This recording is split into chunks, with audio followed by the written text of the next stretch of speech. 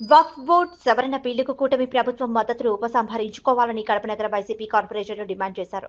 సోమవారం మాజీ deputy CM Amjad బాషా కార్యాలయంలో ఏర్పాటు చేసిన మీడియా సమావేశంలో వైసీపీ కార్పొరేటర్ షఫీ మాట్లాడుతూ నల్ల చట్టం సవరణకు వ్యతిరేకంగా వైసీపీ పార్టీ కట్టుబడి ఉండడానికి నిదర్శనం లోక్సభలో, రాజ్యసభలో బిల్లుకు వ్యతిరేకంగా ఓటును వేసి మైనార్టీల పక్షపాతిగా మాజీ ముఖ్యమంత్రి వైఎస్ జగన్మోహన్ రెడ్డి నిలిచారని వారన్నారు. కూటమి ప్రభుత్వం, జేడీఎస్ ప్రభుత్వాలు కలిసి కేంద్ర ప్రభుత్వం ప్రవేశపెట్టిన మైనార్టీ బిల్లుకు మద్దతును ఉపసంహరించుకున్నట్లయితే బోర్డు బిల్లు తీర్మానం చేయలేరని వారు తెలిపారు.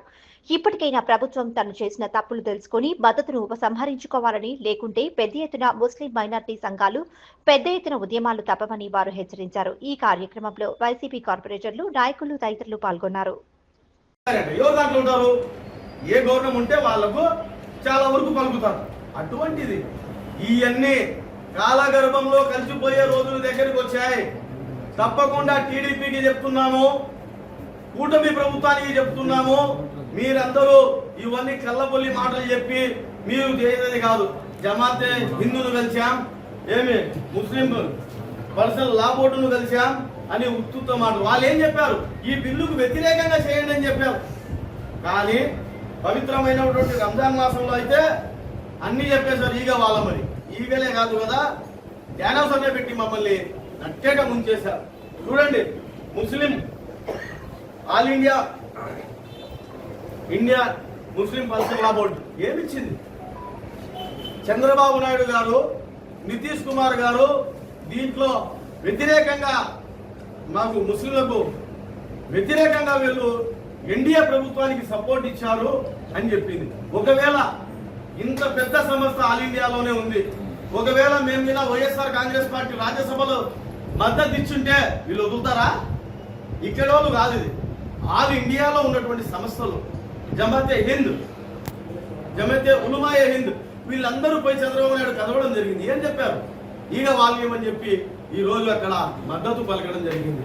ఇది కాదా మీరు చేసినటువంటి ముస్లిం మైనార్టీలకు అన్యాయము? మేము అడిగేది ఒక్కటే, ఇక్కడ చూడండి బాగా స్పష్టంగా ఆల్ ఇండియా ముస్లిం పర్సనల్ లా బోర్డు వారు ఇచ్చారు. నితీష్ కుమార్, చంద్రబాబు నాయుడు గారు ఈ బిల్లుకు మద్దతు ఇచ్చారు, వీళ్ళను వ్యతిరేకిస్తున్నాం వీళ్ళకని చెప్పడం. కానీ కొన్ని ఛానళ్ళు కొంతమంది అదే పని కట్టుకొని కడపలో, మరి రాష్ట్రంలో ఇదే విధంగా, రాజ్యసభలో ఒక విధంగా, పార్లమెంటులో ఒక విధంగా అని చెప్తారు. ఇన్ని సాక్ష్యాలు ఉన్నాయి. మీ దగ్గర ఏదైనా ఒక్క రవ్వ సాక్ష్యం ఉన్నా తీసుకురండి. లేదు కదా, కేవలం ఉత్త మాటలు చెప్తే ఎవరు నమ్మరు, ఏది చేయరు. మేమైతే మా నాయకుడు చెప్పాడంటే చేస్తాడంటే వెనకడుగు వేయనే వేయరు. ఏ పొద్దైనా, ఎప్పుడైనా, ఎక్కడైనా ఒక్కసారి ఇది చేస్తున్నాము అంటే అదే పోతాడు, కానీ వెనక్కి రాడు. మొన్నటికి మొన్న ఎలక్షన్స్ లో కూడా అన్నా ఒక అబద్ధం చెబుదాం, మేము అధికారంలోకి వస్తామంటే చెప్పలేదు. అయ్యా చెప్పినానంటే ఆ మాట మీద నిలబడి ఉండాలా, వెనక్కి పోకూడదు అన్నటువంటి సంస్కారం కలిగినటువంటి నాయకుడు మా జగన్మోహన్ రెడ్డి గారు అని అనుకుంటున్నాం.